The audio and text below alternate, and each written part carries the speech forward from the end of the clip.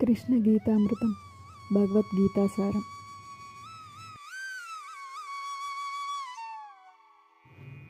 భగవద్గీత అధ్యాయం 1 శ్లోకం 1.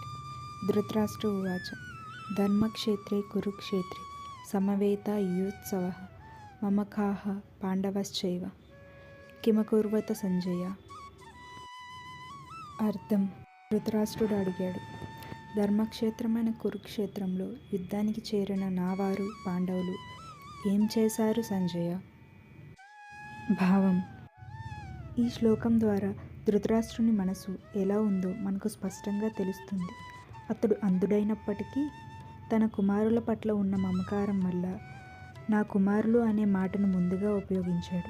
కురుక్షేత్రం ఒక ధర్మక్షేత్రం అని తెలిసినప్పటికీ అక్కడ ధర్మ ప్రభావం వల్ల తమ కుమారులు ధర్మ మార్గంలోకి వచ్చి యుద్ధాన్ని వదిలేస్తారా, లేదా పాండవులకు అనుకూలంగా పరిస్థితి మారిపోతుందా అనే భయం అతని మనసులో కనిపిస్తుంది.